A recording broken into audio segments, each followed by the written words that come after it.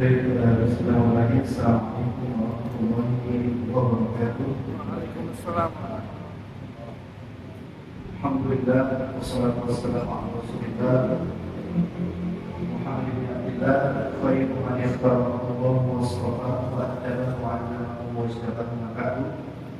Rabbi shrah li sadri wa yassir li amri wa hlul 'uqdatam min lisani yafqahu qawli. Allahumma anfa'na bima 'allamtana wa 'allimna bima yanfa'una wa zidna ya 'alim. Alhamdulillah, puji syukur kehadirat Allah Subhanahu wa taala. Salawat beriring salam semoga selalu bertuah limpah bagi Nabi kita Muhammad sallallahu alaihi wasallam, kepada keluarganya, kepada para sahabatnya, juga kepada para pengikut Islam sampai akhir zaman.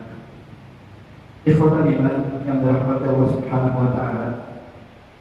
Alhamdulillah, Allah Subhanahu wa taala masih memberikan kepada kita begitu banyak nikmat-Nya.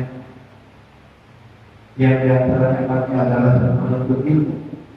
Allah berikan hati kita untuk hadir di masjid, untuk melaksanakan sholat berjamaah, kemudian dibarengi dengan atau dilanjut dengan menuntut ilmu. Dan tentu menuntut ilmu begitu penting bagi kehidupan kita setelah ibadah kepada Allah Subhanahu wa taala. Dan Al-Imam Asy-Syafi'i rahimahullah, Imam Syafi'i rahimahullah pernah mengatakan, "Akhi, la tanala al-'ilma illa bisittatin." Kata beliau, "Akhi, la tanala al-'ilma illa bisittatin." Saudika tafsirha dibayari. Kata beliau, Imam Syafi'i rahimahullah, "Wahai saudaraku, kalian tidak akan pernah mendapatkan ilmu, kalian tidak akan pernah bisa mendapatkan ilmu kecuali dengan 6 perkara. Apa 6 perkara itu? Yang pertama, data kepandaian. Yang kedua, ijtihad. Setelah kepandaian yang Allah berikan kepada hamba-Nya, kepada penuntut ilmu, kepada kaum muslimin, maka Allah berikan ijtihad, yaitu kesungguhan dalam menuntut ilmu. Yang ketiga,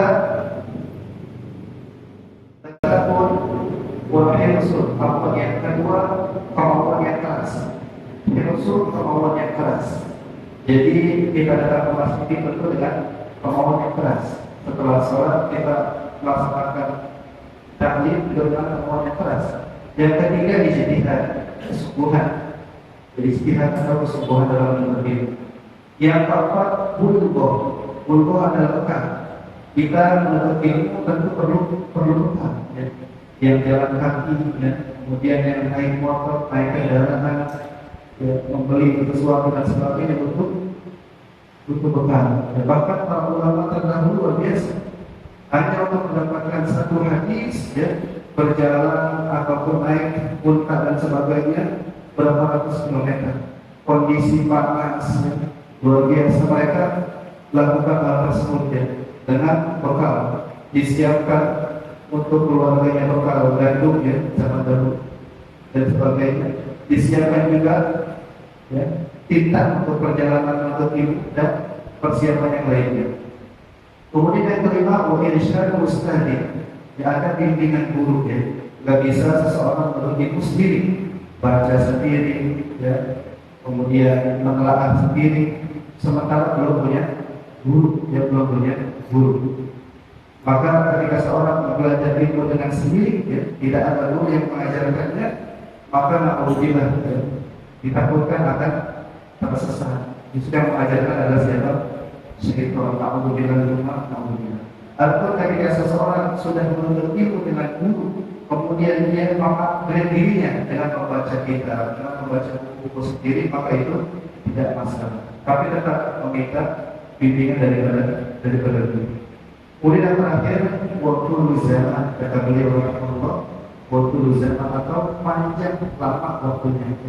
Gak bisa kita cuma sekali dulu, ya, untuk hadirnya istri 2 kali, 3 kali, dalam 2 hari dan sebagainya. Tapi menurut ilmu hakikatnya sampai akhir hayat, sampai akhir hayat.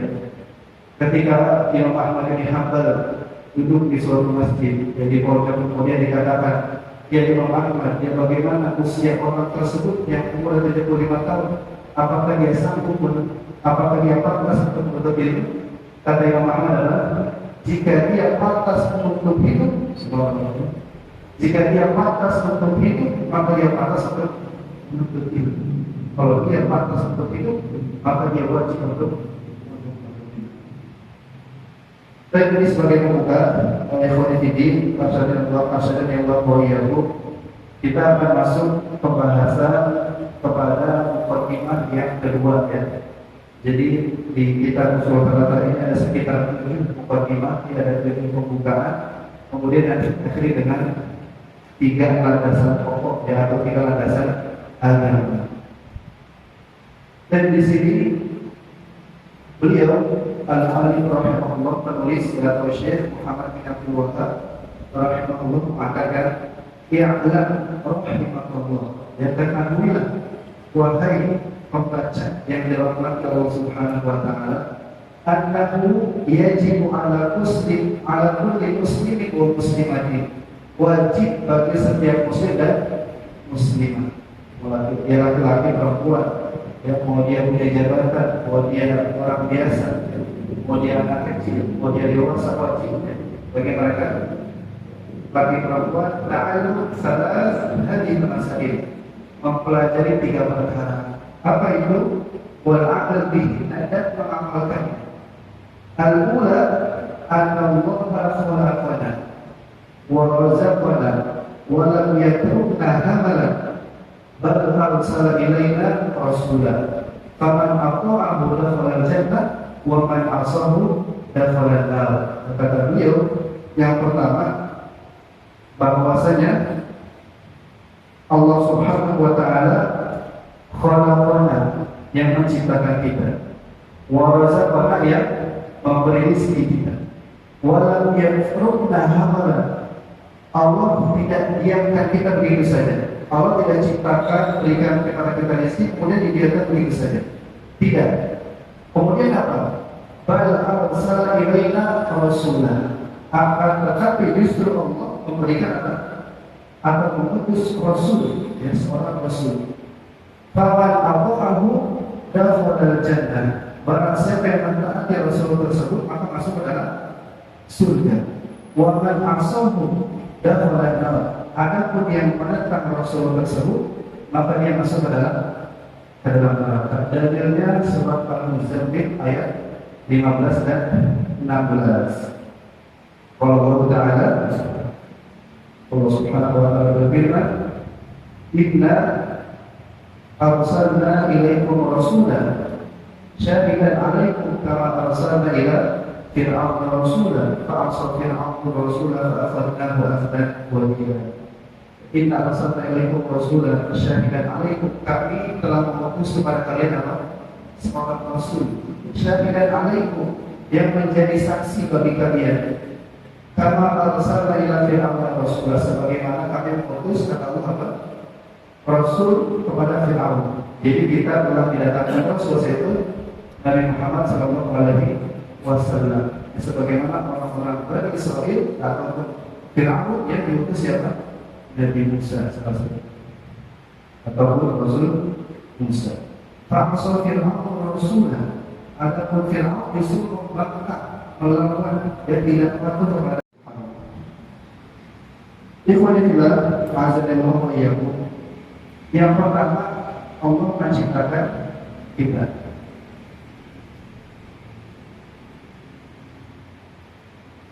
Dan tentu kita mau ketahui bahwasanya penciptaan manusia, ya, sebagaimana telah dijelaskan sebelumnya oleh Ustaz Fauzan dan Ustaz Adam, itu dimulai dengan apa? Saripati tanah, ya, dimulai dengan saripati tanah, kemudian kepada nutfah air mani, kemudian kepada alaqah segumpal darah, dan kemudian mudghah segumpal daging, kemudian daging dibungkus dengan ataupun dijadikan tulang, kemudian dibungkus dengan, ya, tulang tadi, maka jadilah manusia, ya, jadilah kita. Itu proses penciptaan manusia. Dan tentu ini masuk kepada tauhid rububiyah, ya, tauhid rububiyah, Allah yang menciptakan kita. memberi rezeki kita, yang mengatur semua alam ini, masuknya ke tauhid rububiyah. Kemudian ini ya tentu orang musyrik dari zaman dahulu ya, mereka beriman kepada tauhid rububiyah, mengesahkan Allah dengan perilaku Allah. Perilaku Allah menciptakan, memberi rezeki, menghidupkan, mematikan dan sebagainya, itu perilaku Allah ya, ataupun pekerjaan Allah Subhanahu wa taala. Orang-orang musyrik beriman akan ini ya. Mereka percaya ketika dikatakan siapa yang menciptakan mereka, maka mereka menjawab la yaqulu Allah. Mereka pasti menjawab Allah Subhanahu wa taala. Dan parahnya lagi dikatakan oleh para ulama, musyrik zaman dahulu ya, itu berbeda dengan musyrik zaman now, zaman sekarang ya. Musyrik zaman dulu dikatakan dalam Al-Quran, fa idza raqibu fil fulki da'awullaha mukhlishina lahu-d-din. Ketika mereka ya, naik kapal laut perahu, kemudian ada ombak, mereka takut akan ombak, ada badai, mereka takut akan badai, takut akan kematian ya. Maka mereka meminta pertolongan siapa? Allah Subhanahu wa taala. Berdoa dengan ikhlas, ya Allah selamatkan kami ya. Ya Allah jauhkan badai ini dan selamatkan kami dari kematian. Namun kata Allah apa? Falamma najahu ilal barri idza hum yusyrikun. Ketika Allah selamatkan mereka kemana? Tepian pantai, justru mereka berbuat syirikmu innallaha. Itu ya orang musyrik zaman dahulu. Lagi sulit minta kepada Allah, lagi bahagia mereka syirik. Musyrik zaman sekarang lebih parah ya. Mau kondisinya sabok ataupun toko, kondisinya lagi senang ataupun susah, tetap melakukan apa? Kesyirikan. Naudzubillah. Ikhwani fillah, azalillahu wa iyyakum. Maka di sini yang pertama Allah menciptakan kita, kemudian Allah memberi rezeki kita, dan tentu rezeki terbagi dua ya. Ada rezeki duniawi, ada rezeki ukhrawi. Ada rezeki sifatnya dunia sementara ya. Rezeki yang sifatnya sementara, materi saja, harta ya, tahta ya, jabatan dan sebagainya, itu hanya sekedar ya, rezeki yang panah, yang akan hancur. Namun rezeki ukhrawi, rezeki akhirat tidak, itu akan kekal ya, keimanan kita ya.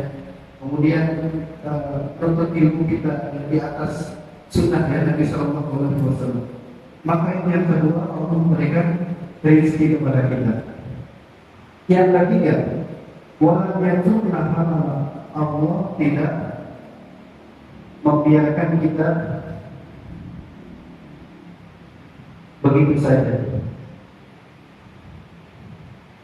Jadi Allah ciptakan kita kemudian ditinggalkan, tidak ya.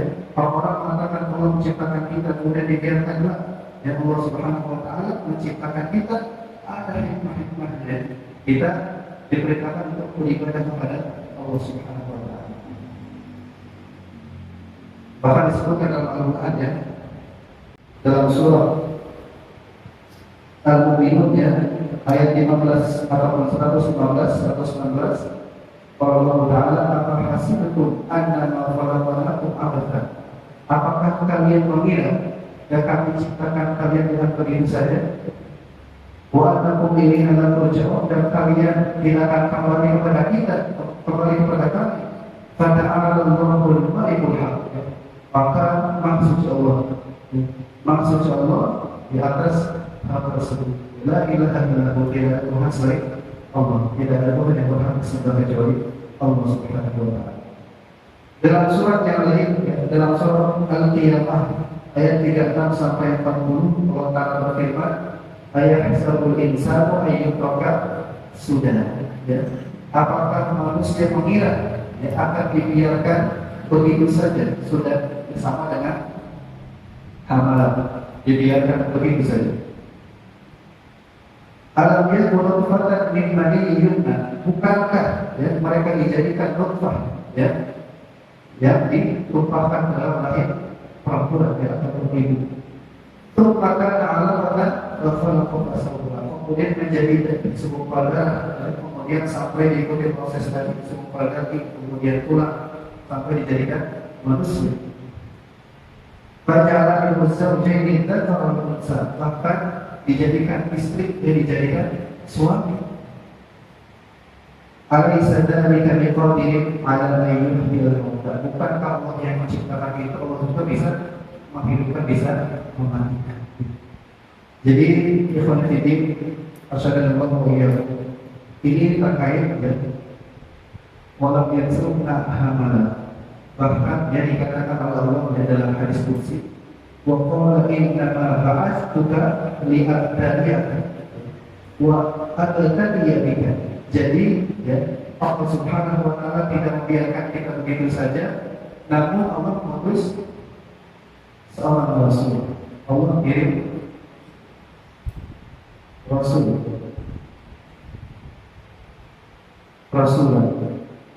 Terkait ya rasul nabi ya, tentu para ulama ya, ada yang mengatakan rasul nabi sama ya, ada yang mengatakan berbeda. Fakullu rasulin nabi, setiap rasul pasti apa?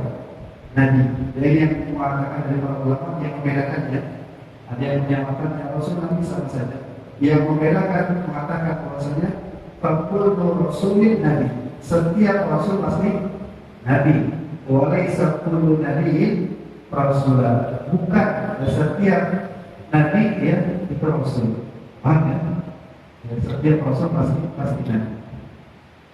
Jumlahnya banyak ya, yang kita ketahui nabi ada 25 yang kita hafal. Padahal lebih daripada itu. Rasul juga ada sekitar 250 atau bahkan lebih rasul.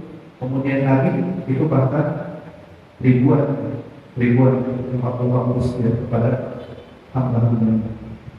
Apa tugas daripada rasul ini? Jadi yang pertama, mengajak manusia untuk beribadah. Dalilnya apa?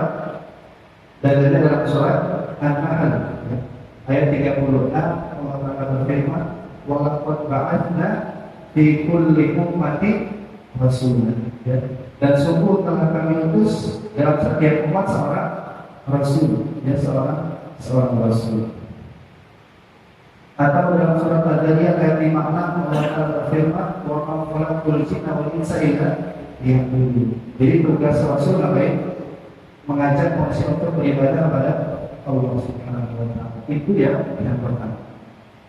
Yang kedua, tugas rasul ya menyampaikan syariat Allah dan menyampaikan syariat Allah. Tentu syariat berbeda-beda. Ya.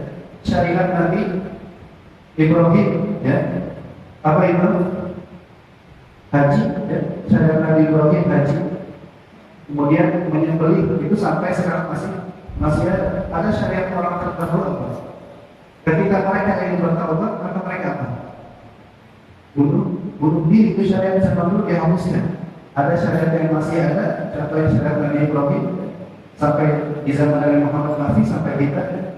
Adapun syariat yang lain sudah dihapuskan oleh Allah.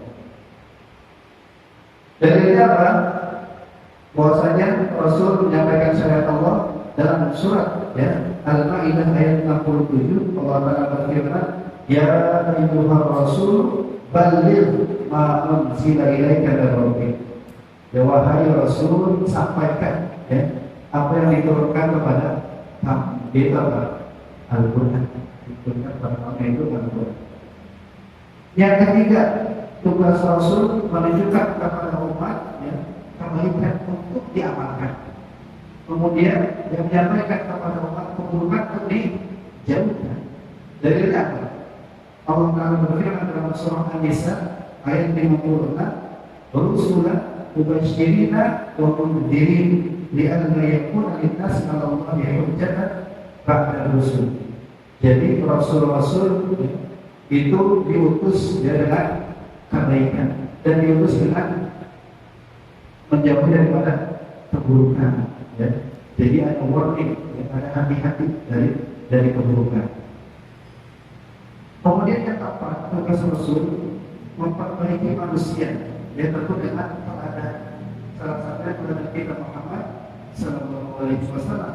Allah Taala berfirman dalam surat Al-Ahzab ayat 21, "Allah Taala laqad kana lakum fi Rasulillahi uswatun hasanah. Sungguh ada di dalam diri Rasul apa? Uswah, qudwah, yang kebaikan yang untuk dijadikan contoh oleh manusia. Kemudian yang terakhir ya, daripada tugas Rasul adalah menjadi saksi sampai hujah kepada manusia.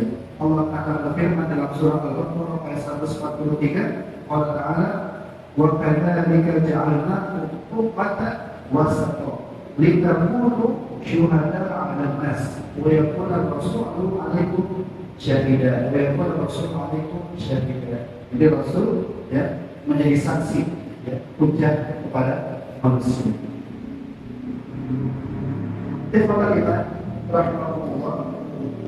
Kemudian ya, kekhususan daripada Rasul yaitu sebagaimana disampaikan Rasulullah SAW ya, ataupun Allah Subhanahu wa Ta'ala dalam firman-firman-Nya, salah satunya kekhususan Rasul adalah wahyu.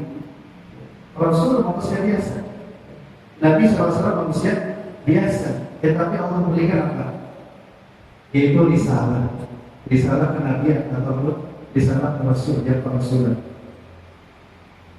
Yang pertama wahyu, kata Allah, "Qul innama ana basyarun mithlukum." Katakanlah wahai Muhammad, aku, ya maksudnya siapa? Dari Muhammad, ana basyarun mithlukum, aku manusia biasa seperti kalian.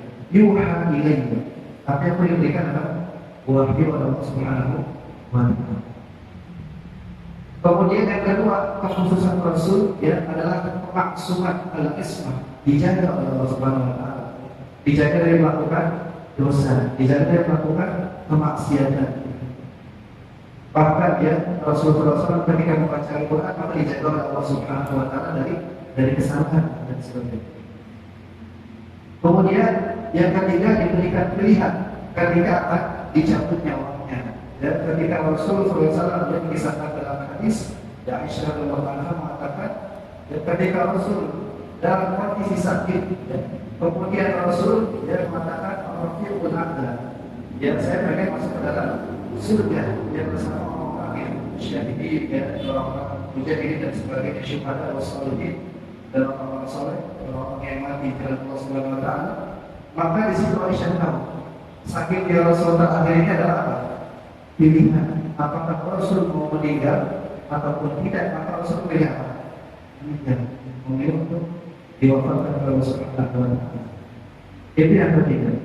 Yang keempat, kekhususan Rasul ya, bahwasanya setiap Rasul itu dikuburkan di tempat dia meninggal. Maka Nabi SAW dikuburkan di mana? Di Hujratul Aisyah, di kamar Aisyah radhiyallahu anha. Kemudian yang kelima, jasadnya tidak dimakan bumi. Ini disebutkan dalam hadis Nabi Sallallahu Alaihi Wasallam. Yang keenam, mata mereka ya, tertidur, namun hatinya apa? Hatinya ya, tetap terjaga. Jadi walaupun Nabi SAW tidur ataupun yang para Rasul yang lain itu tidur, ya tetap mereka beribadah kepada Allah Subhanahu wa Ta'ala. Mereka berzikir, ya. Mereka tidak tidur ketika. Kemudian yang ketujuh, tetap hidup di dalam kuburan, ya. Dan para Rasul beribadah kepada Allah Subhanahu wa Ta'ala. Jadi ini harus kita yakini ya, sebagai keyakinan dari Allah Subhanahu wa Ta'ala. Ikhwatul iman, arsyadallahu wa iyyakum. Kemudian setelah ya Allah Subhanahu wa Ta'ala mengutus Rasul, ya, maka konsekuensinya ada dua. Yang mengikuti ya, man ata'ahu dakhala jannah. Yang ikut kepada Rasul, yang mengikuti perintah Rasul, maka masuk ke dalam surga. Wa man asahu dakhala nar, namun yang menentang Rasul maka masuk ke dalam api neraka. Dia berbeda. Dan dilihat tadi ya, dalam surat Al-Muzammil ayat 15 dan 16.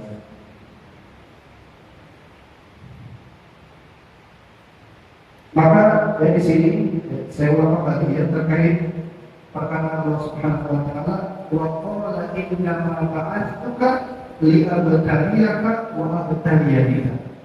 Jadi kata Allah, aku utus kamu ya Muhammad sallallahu alaihi wasallam sebagai rasul untuk dijadikan apa?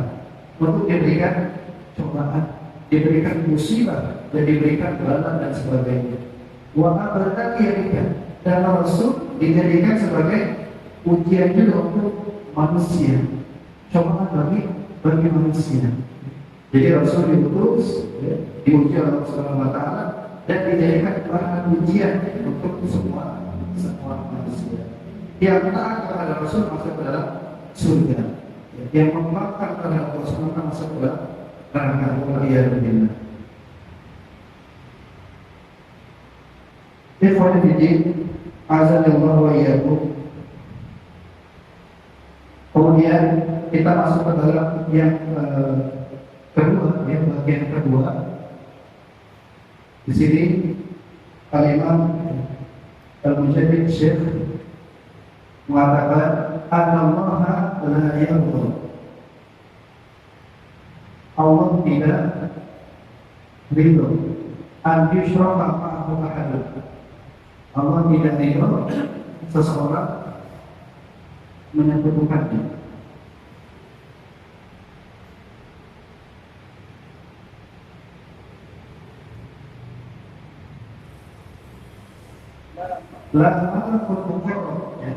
Bahkan sampai malaikat yang paling dekat juga, yaitu siapa? Jibril alaihissalam. Wala nabi mursal, juga nabi yang diutus atau rasul yang diutus. Dan tentu sebaik-baik para nabi dan rasul adalah siapa? Ulul azmi. Ulul azmi bila rasul. Siapa ulul azmi? Kalau kita mau mudah menghafalnya, jadi kalau kita kembali ke zaman SMA atau ke SMP, maka kita menghafal dengan rumus Itu timim kalau pakai bahasa Indonesia, timim.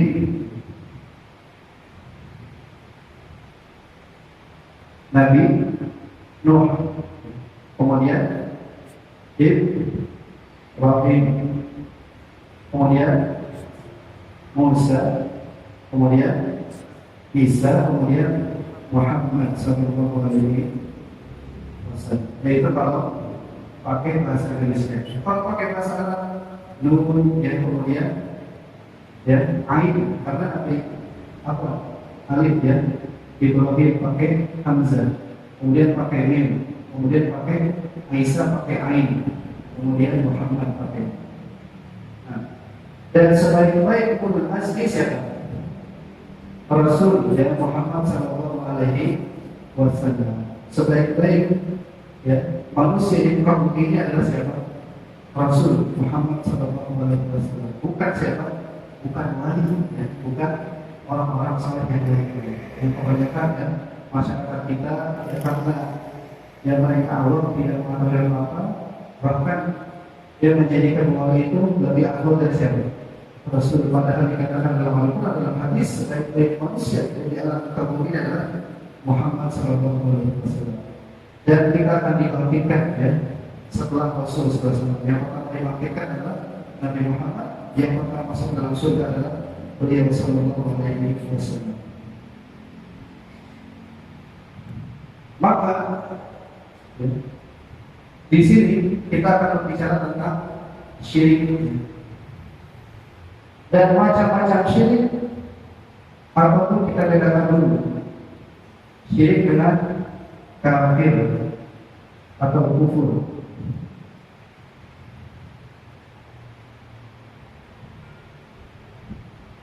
Kalau syirik artinya menyekutukan. Secara bahasa artinya apa? Menyekutukan, menduakan. Seseorang beribadah kepada Allah, tapi dia ibadah kepada selain Allah. Itu syirik. Jadi definisi syirik adalah seseorang ibadah kepada Allah, tapi dia menduakan Allah. Dia beribadah kepada patung, dia beribadah kepada malaikat, kepada nabi, kepada pohon. Itu namanya syirik perbuatannya. Orangnya disebut musyrik. Kalau kufur ini arti secara bahasa adalah menutup diri dari apa? Keimanan. Orang kafir mereka tidak beriman. Orangnya disebut kafir. Namun para ulama berbeda pendapat. Apakah syirik ini sama dengan kufur? Apakah berbeda? Para ulama berbeda pendapat. Ada yang mengatakan bahwasanya syirik dan kufur sama, hakikatnya sama. Dan ini istilah saja, tidak ada masalah dalam peristilah. La musyahadah fil istilah. Dalam ilmu usul fiqh dikatakan la musyahadah fil istilah. Adapun pada makna pembagian itu tidak ada masalah dalam hal ini. Maka yang mengatakan syirik dan kufur itu sama, dalilnya adalah alladzina kafaru min ahlil kitabi wal musyrikina fi nari jahannam dan seterusnya. Maka ini mengatakan bahwasanya syirik dan kufur itu sama. Kemudian dalam surah Al-Kahfi bukan itu, dalam surah Al-Kahfi qala lahu sahibuhu wa huwa yuhawwiruhu akafarta billadhi khalaqaka min turab thumma min nutfatin thumma sawwaka rajulan lakinnahu Allahu rabbi wa la usyriku bihi ahada. Di sini dimulai dengan perkumpulan. Seseorang itu melakukan perkumpulan dan dia berbicara dengan temannya. Apakah kamu berbuat kufur? Kemudian di akhir ayat tadi, lakinnahu Allahu rabbi. Akan tetapi Allah adalah Rabbu, wa la usyriku bihi ahada. Aku tidak syirik kepada Allah. Jadi kan kalimatnya sama. Kufur dan syirik artinya sama. Itu para ulama yang mengatakan definisi syirik dan kufur itu sama. Ada yang berbeda, para ulama mengatakan bahwasanya kufur sendiri, syirik sendiri. Seperti tadi Fakulu rasulin nabi, walaysa kullu nabi rasul. Setiap rasul pasti nabi, setiap nabi bukan rasul. Maka ulama di sini mengatakan fakulu musyrikin kafir, maka setiap orang musyrik adalah kafir. Walaysa kullu kafirin musyrik, dan bukan setiap orang kafir itu mesti musyrik. Jadi kafir itu atau kufur lebih umum, tapi syirik lebih khusus. Teknikologi azan yang Allah kita kembali kepada definisi syirik dan kufur tadi. Kemudian syirik terbagi kepada 3 bagian. Syirik terbagi kepada 3 bagian.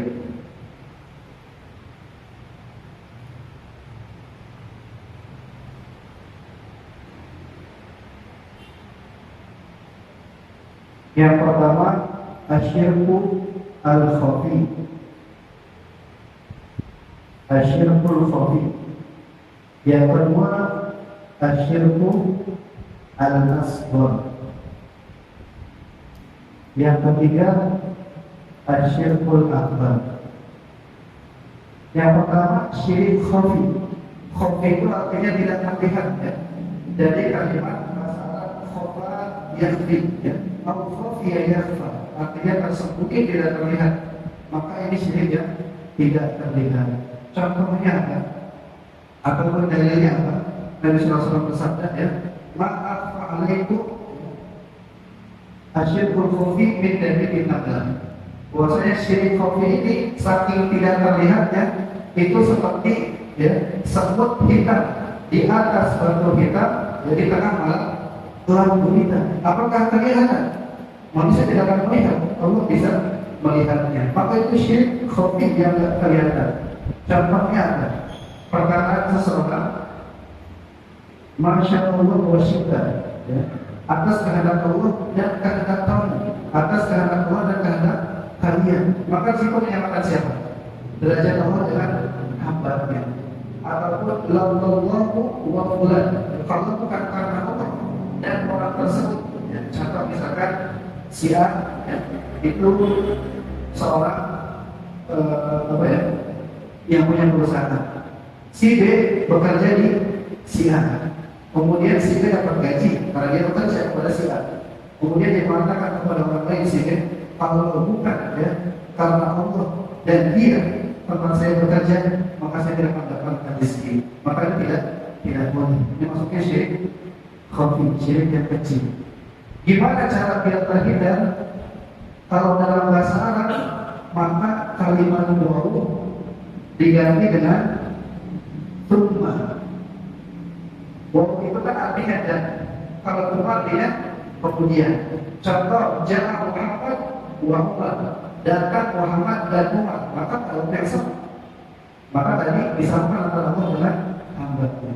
Kalau tsumma kemudian, ja'a Muhammadun tsumma Umar, datang Muhammad kemudian, berarti ada tempo, ada waktu.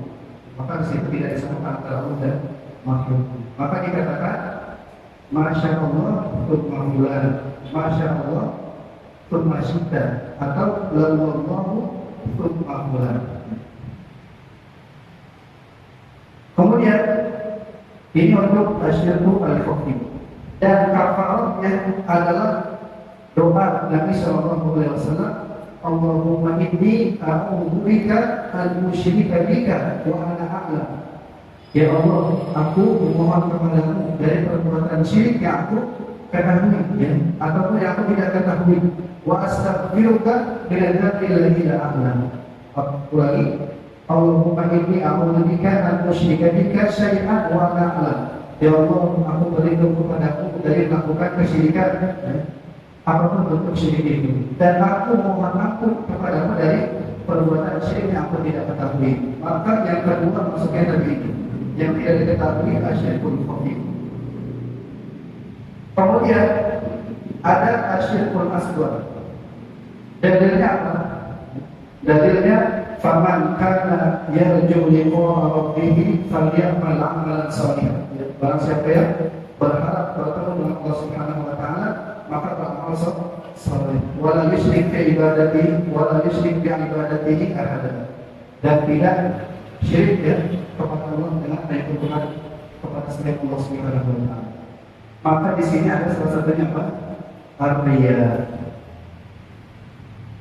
Dan bahkan dari salah-salah ma'afu alaikum ya minasyirki, yaitu apa? Ar-riya. Bahwasanya Rasulullah SAW takut akan syirik kecil. Apa itu? Riya. Syirik kecil adalah riya. Orang mau sholat ya, kemudian datang apa? Ustadznya lagi biasa sholatnya, tiba-tiba jadi kena pada sebutnya apa? Gerasa gerusuk ya, ataupun sumah. Kalau sumah itu pengen didengar. Tadinya rokaat pertama ya, itu bacaannya bacaan orang biasa. Datang ustadznya tiba-tiba jadi syekh sudes, maka itu sumah, pengen didengar.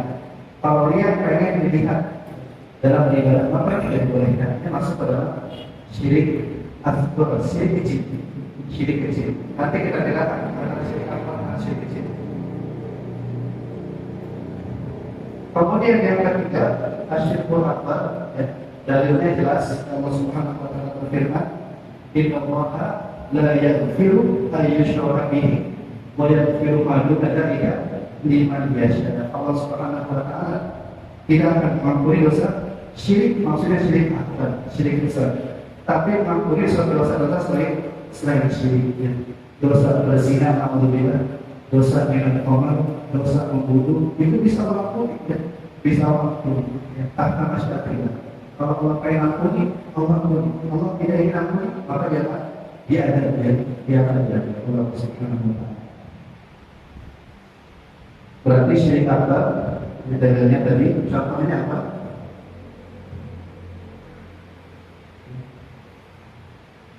Berdoa kepada selain Allah, menyembelih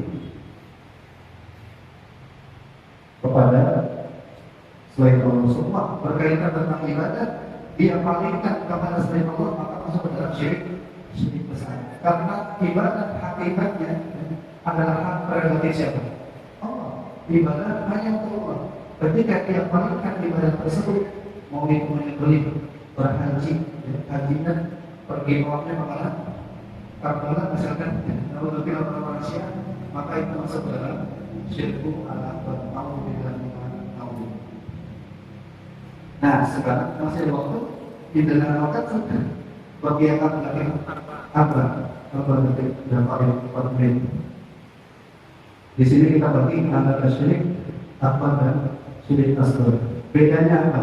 Ada 4 ya. Yang pertama, asyirkul akbar itu mengeluarkan sesuatu dari agama Islam.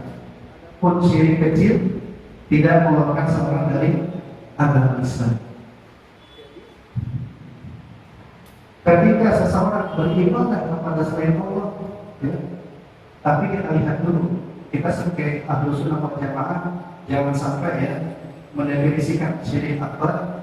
Kita lihat dari perkuburan, misalkan kita mau ziarah Nabi Sultan Nabi, membacakan doa untuk si mayit, yang mohon ampun kepada si mayit, kemudian kita mengingat akhirat, itu kan yang disebutkan Nabi Sultan. Namun kondisinya tiba-tiba kita melihat orang apa? Lagi sujud kepada kuburan, jangan langsung mengatakan apa kafir, jangan, ya. Jangan langsung mengatakan itu kafir. Karena apa? Takutnya kita sampai di situ ternyata sebelumnya dia apa? Jatuh, ya. Dia jatuh sampai tersujud tersungkur. Jangan langsung kita katakan kafir. Makanya kita taktik sebagai seorang muslim yang hakiki, kita harus tabayun dulu. Betul kan? Ya. Menyembah kuburan, kita tanya ketika ia menyembah kuburan benar, apa itu baru jatuh kepada nyata kafir. Jadi yang pertama, syirik besar mengeluarkan seorang dari agama Islam. Syirik kecil tidak. Ya. Contoh syirik kecil dia kita saja mungkin alhamdulillah ya, mungkin masih terjebak dalam ria ini atau sumah, maka kita diajarkan untuk berdoa dengan doa Nabi SAW yang tadi. Ummai a'udzubika an usyrika bika syai'an wa ana a'lam wa astaghfiruka min dzambi alladzi la a'lam. Yang kedua, bahwasanya syirik menghancurkan semua amal. Yang besar apa? Syirik besar menghancurkan semua amal. Syirik kecil tidak menghancurkan semua amal, tapi menghancurkan amal yang dia kerjakan dengan riya, atau dia kerjakan dengan sum'ah tadi. Kalau orang 40 tahun dia hidup dalam keadaan muslim, namun tidak usia 41 sebelum ajalnya kan, kemudian dia berbuat kesyirikan, maka hapus semua amalnya. Amal mereka tidak ada, 0% alhamdulillah. Adapun syirik yang kecil, contohnya dia 40 tahun ibadah kepada Allah. Ya. Kemudian dalam ibadah tersebut ya, sholatnya masih suka lihat, atau infaknya sedangkan masih sengaja dia bagi viral dari media sosial, gitu, kemudian dia pamerkan di media sosial, itu kan termasuk ria juga. Maka di sini tidak menghancurkan seluruh amalnya, tapi amal sedangkannya hancur, amal sholatnya hancur. Itu yang kedua.